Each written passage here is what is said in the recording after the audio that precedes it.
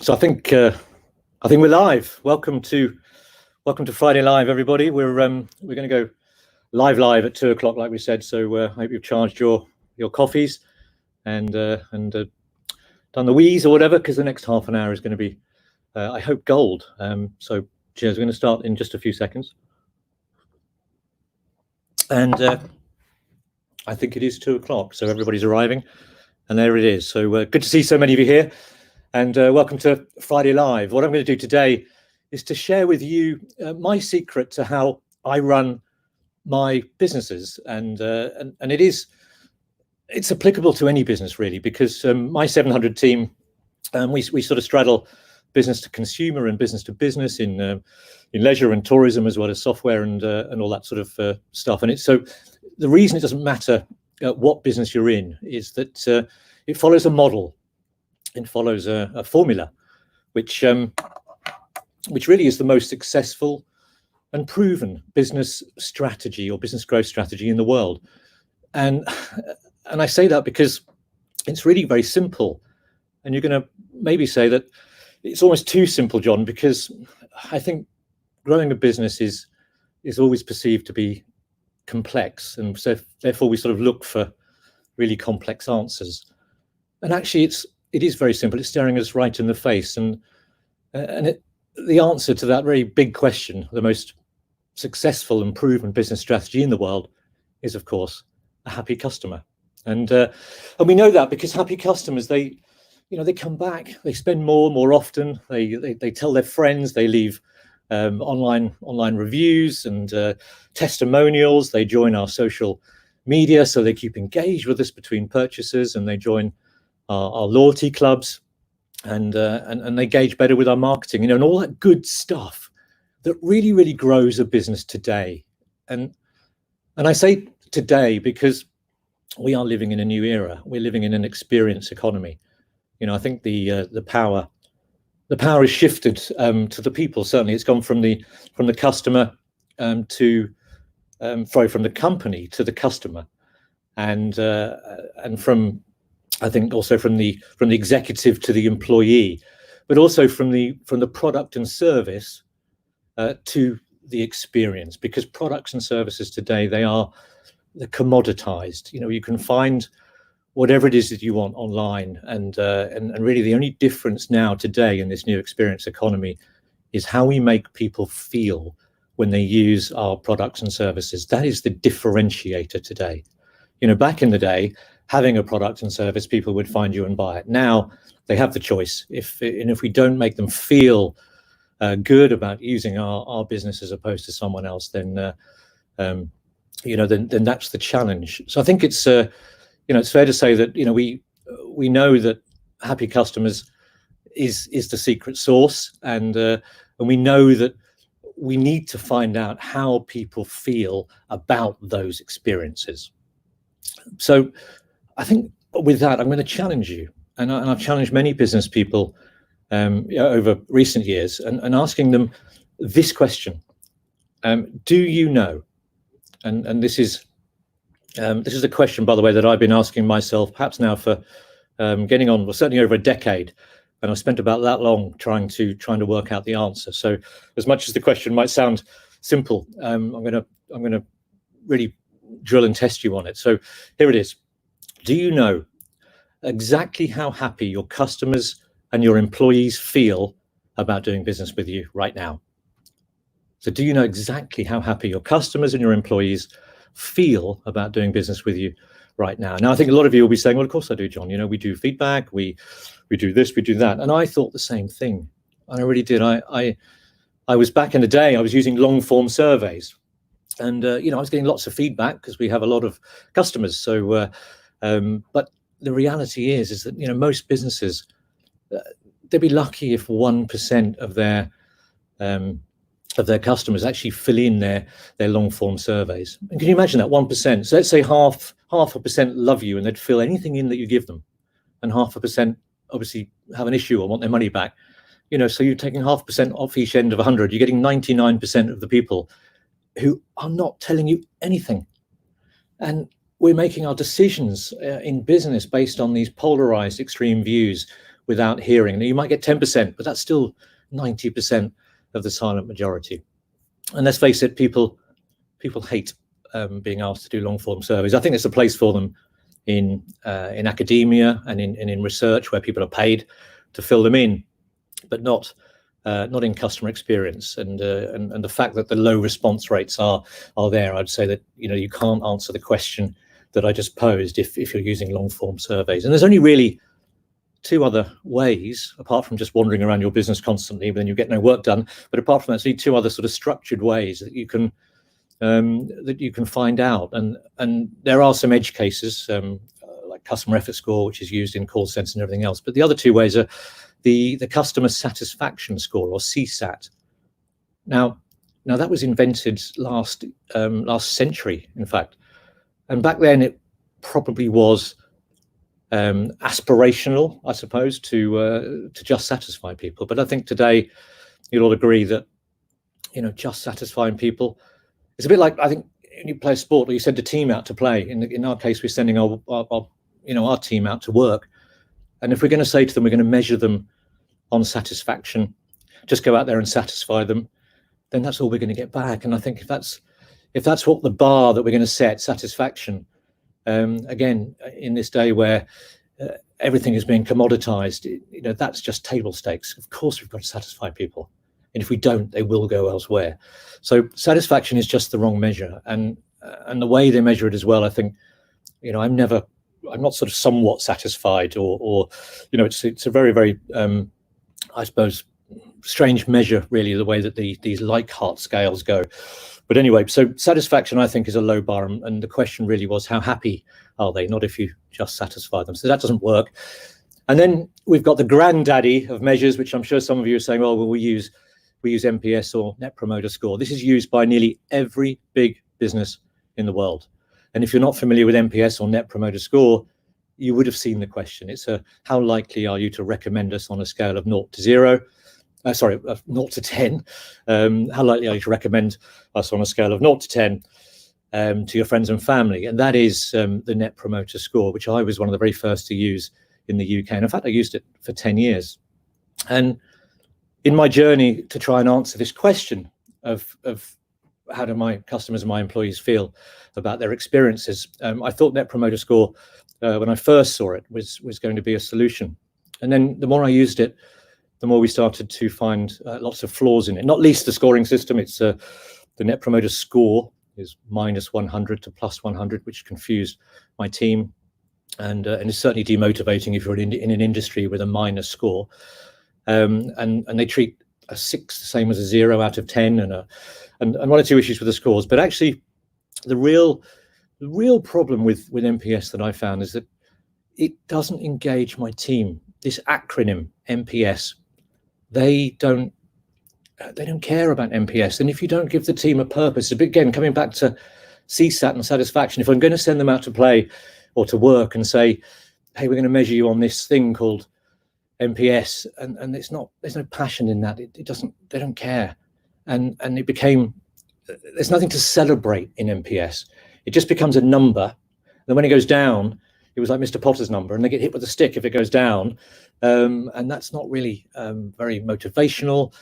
And there's a number of other issues with Net Promoter Score, which I might go into later when I get to the solution, just to compare it. So the irony is that question of how happy are my customers and my employees has been plaguing me for a very long time, and we've been working on solutions to try and solve it, because it is such a big ramifications if we can solve it. Because obviously we know those happy customers, they come back, spend more, tell their friends, leave online reviews, and they're more responsive to our marketing and all of that good stuff, as I said. So we have to know. So that was the challenge that we set out to solve that, and we came up with something which we call the Customer Happiness Score, which is obviously very easily named so that our team, they get it. Everybody understands what that means, the Customer Happiness Score. And it's a very simple number, the score, between 0 and 100. And we get that score by asking a very simple question. to answer the very first question I posed to you. We asked you how your customers and your employees feel about their experiences. And so we asked the one question exactly that. How do you feel about your experience? Or how do you feel about your TV purchase? Or how do you feel about your holiday, in my case? Or how do you feel, if it's an employee, how do you feel about working for us? The question is, how do you feel about whatever it is that you want to know about? And we find out by giving them simply 5 millennial-friendly emojis, and they range from actively happy down to actively unhappy, and people don't even have to read the question. So it solves the problem of the long-form survey where you're getting a very low response rate, because people just tap a face that corresponds with their feelings. They're not having to translate a number into feelings. It's just their 5 faces. Tap a face, and then we just follow up with a simple tell us more, an unbiased tell us more, to find out, really importantly, why they feel that way.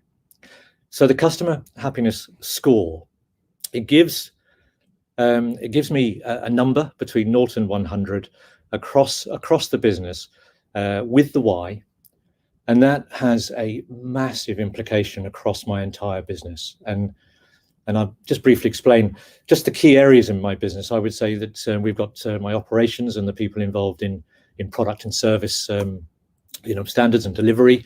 And then I've got my HR, which obviously is looking after employees. And then I've got my marketing department. And then, of course, there's the effect that it has on the stakeholders of the business. In my case, myself running all my businesses. So in operations, they now have this customer happiness score to align all the troops around. And what we can do is we set a benchmark of what the score is today, and then having got that benchmark, we can then set a target for tomorrow or next week or next month.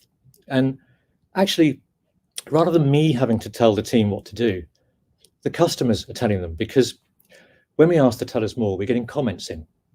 So we've got the score, and let's say that's X out of 100. And that simple number between 0 and 100 that everybody just gets. So let's say it's 70, and we want to set the target to get to 75. And all we want to do is really read the comments that are coming in to what we call the customer happiness system. So we measure it with the customer happiness score, and then we manage it with the customer happiness system. And you'll see the comments coming in real time, a little bit like an email inbox, where they're just coming in with the sentiment, with the customers and their sentiment, and then the comments. And all the team really have to do is act on those comments. And those comments you can, in the customer happiness system, it's built really to manage the customer happiness score. So we're measuring and managing, and you can click on anyone just like you can with an email, and you can reply in real time. And of course, that means that we can fix things.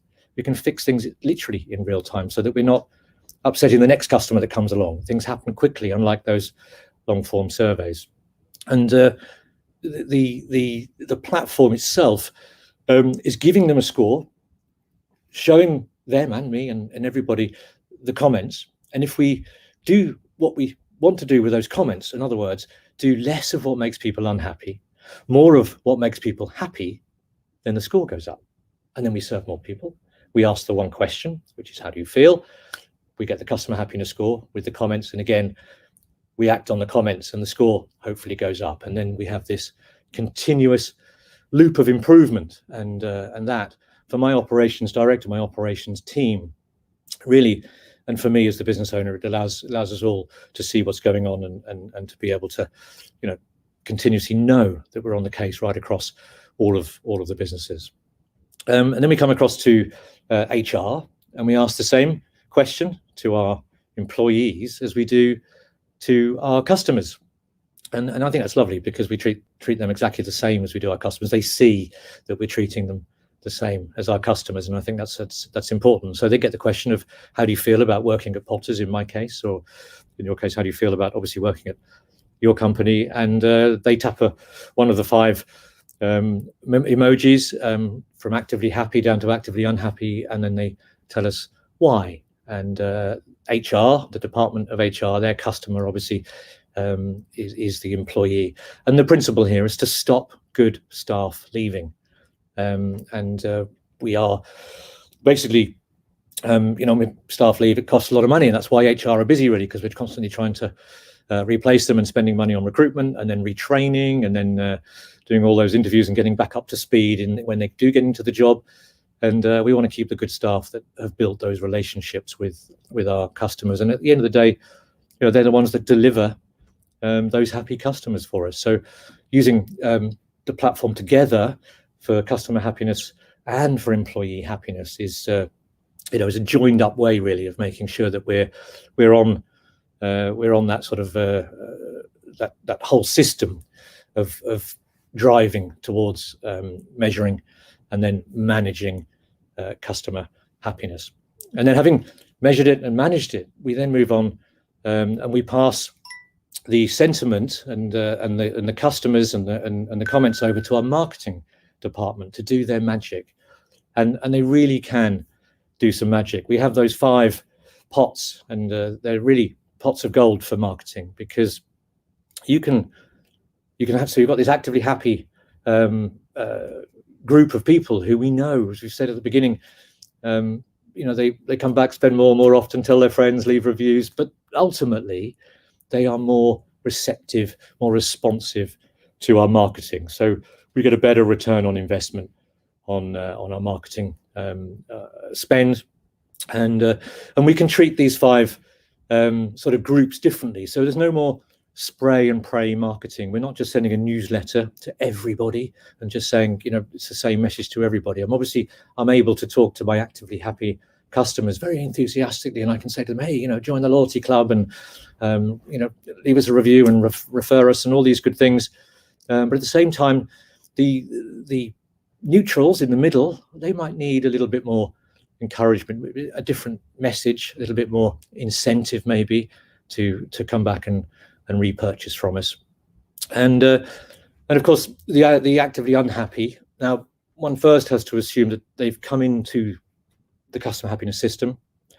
We have engaged with them through live conversations in the platform. We've obviously recognized their issue. We've clicked on the comment, we have replied to them, and we've done everything we can to try and make them happy. But if they're still not happy, then of course marketing probably don't want to spend dollars on or pounds on annoying them with more messages from us. Let's concentrate really on the people that help us grow our businesses, the people who are actively happy, and let's engage them and let's energize them really to do all those good things to grow our business.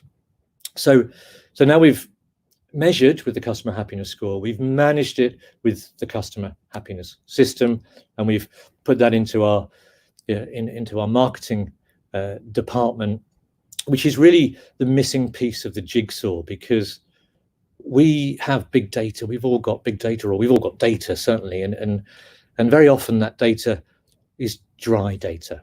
It's demographic data. It's when did how old they are, or where do they live, or it's purchasing history. When did they last buy from us, and how much did they spend? What is missing out of most sort of marketing or CRM, customer relationship management systems or customer databases is the emotional intelligence. And the customer happiness score and the one question, it drives that emotional intelligence into the marketing department, and it turns all that dry data into something much more personal. And so now when we're doing campaigns and when we're trying to talk to our customers, we're able to do so in such a more personalized way.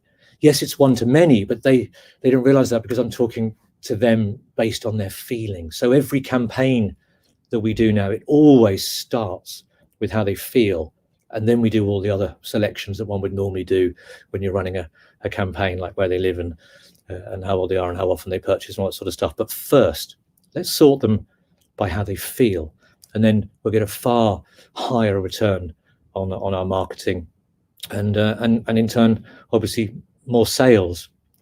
So there we are. So we've got a whole new way really of measuring, managing, and marketing a business using a very simple construct that aligns our whole team around the customer happiness score. Everybody knows, and the difference that makes on the shop floor in my business, where I've got all sorts of different departments. I've got the C-suite, to gardeners, to dancers, to and the difference it makes when you see the staff walking down the corridors and they're saying good morning and good afternoon to everybody, and the bar staff are engaging with the guests because they know that they can influence the customer happiness score. Those gardeners, they're going to now look at a bench out in the gardens differently and think, how can I put a hanging basket above that and something to entertain them? Maybe, put something interesting around it. And it changes those behaviors on the front line. And I think changing behaviors on the front line is an absolute key thing, that all those other things that we talked about in terms of whether it be CSAT or NPS or long form surveys, none of them do that. They really don't engage the team. And I can't do it all myself.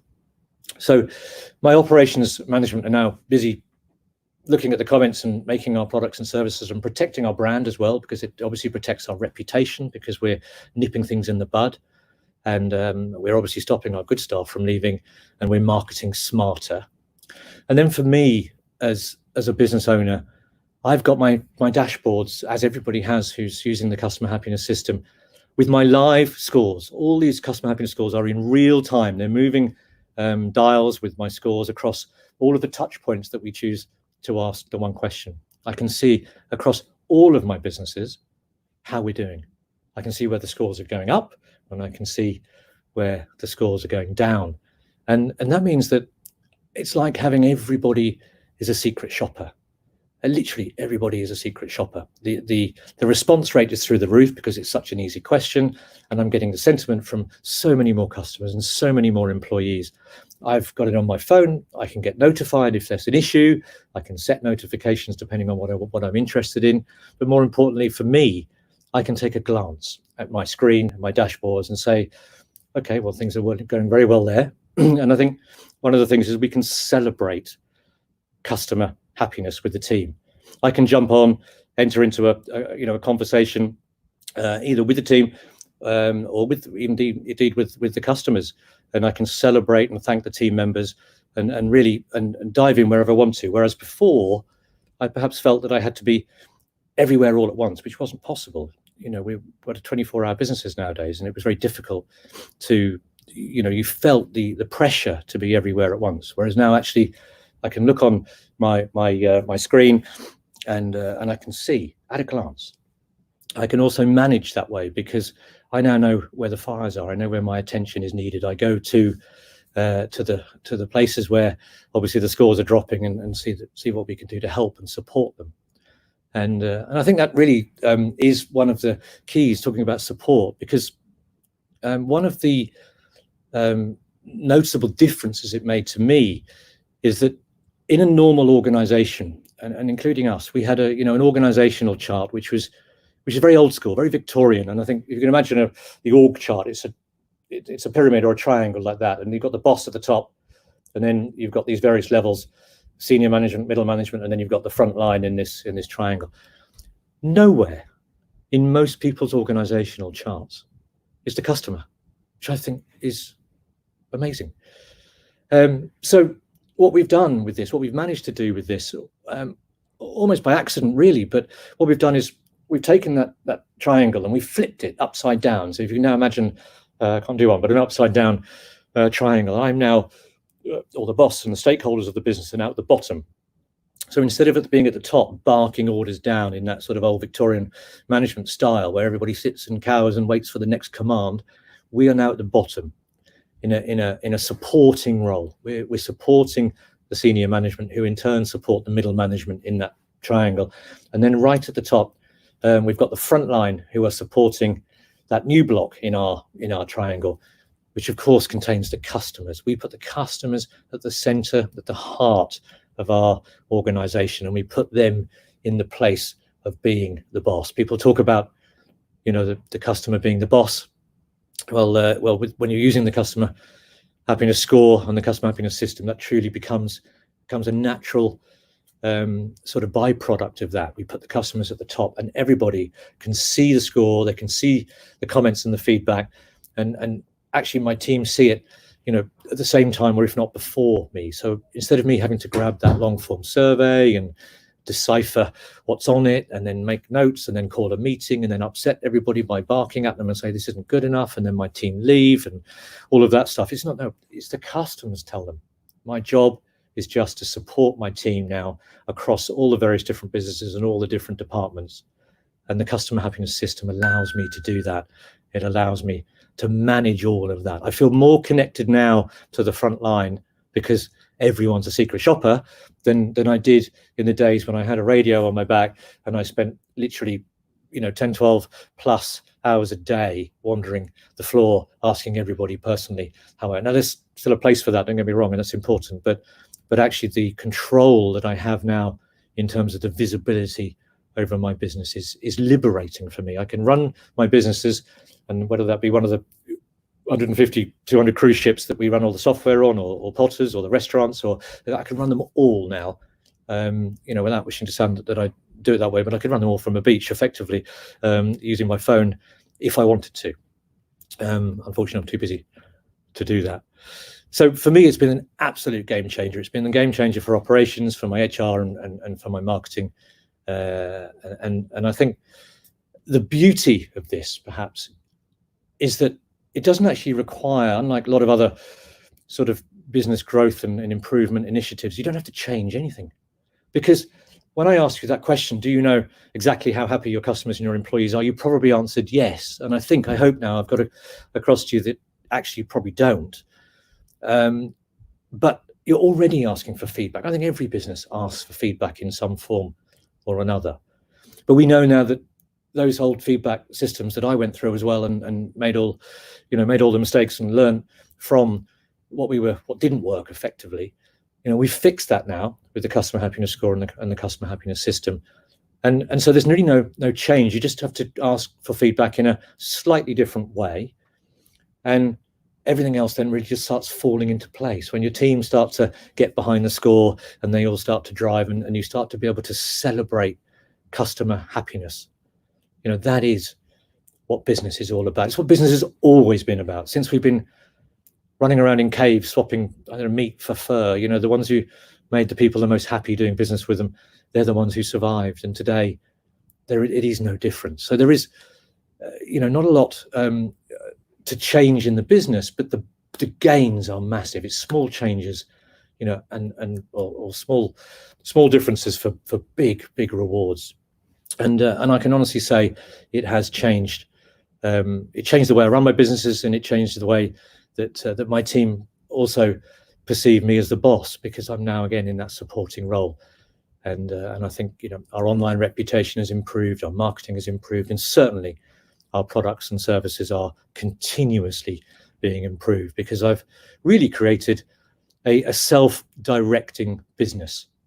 I watch what's going on, and the team are able to they're not looking at me waiting for the answers. They're able, because the boss is the customer. They are telling them, and that honestly, it's just amazing. So I'm really excited because I've been sort of holding on to this for quite a long while. We started with long form surveys 2 decades ago, and then I moved to using CSAT, and then I moved to using Net Promoter Score, and was with that for 10 years and realized that it just culturally wasn't working.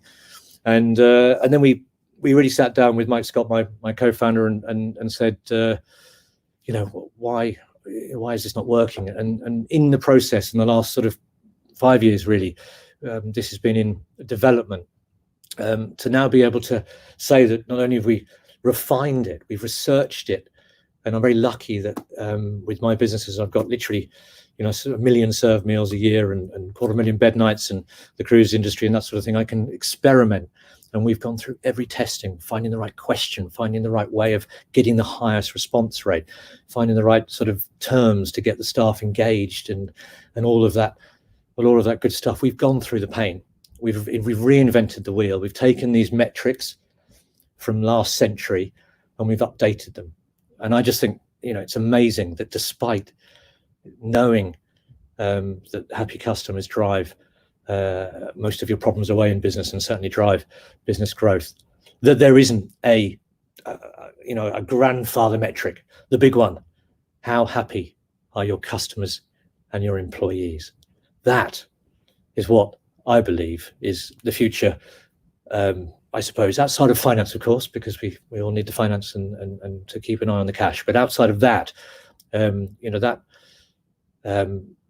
score that drives the front line, and ultimately that drives the bottom line. That looks after the financial metrics if we get the other bit right.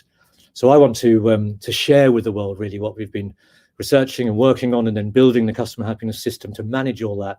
And I'm really excited now to share that with the world, and ask you to come and join us on the other side, really, to start spreading a little happiness in your own businesses, and using the hard-fought lessons that we've gone through and our team, and we would love to be able to help you do that. And I'm going to offer you a little bonus if you can LinkedIn, or do however you say that, LinkedIn with me on LinkedIn, and let me know what you think about this, whether it's good or bad. You can tell by now I love feedback, so go on LinkedIn and send me a little message. Tell me whether you think that this makes sense to you, or even where you think we can improve it, or but let me know. And anyone who does reach out to me and give me a bit of feedback on this, I'd be delighted to send back a little bonus for you. So I'd really love to hear from you. So please do that.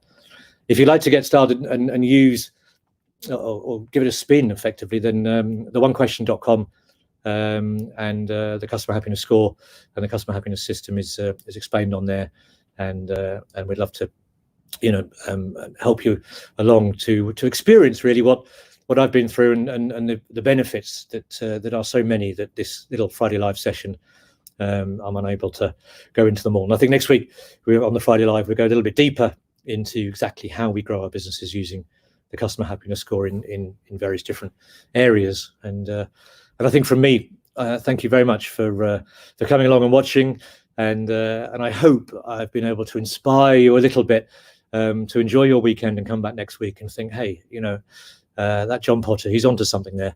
I need to know exactly how happy my customers and my employees are. So I hope to see you using the customer happiness score and get all the benefits I have. And I'll see you maybe next Friday. And from me, have a great weekend. And thank you very much indeed.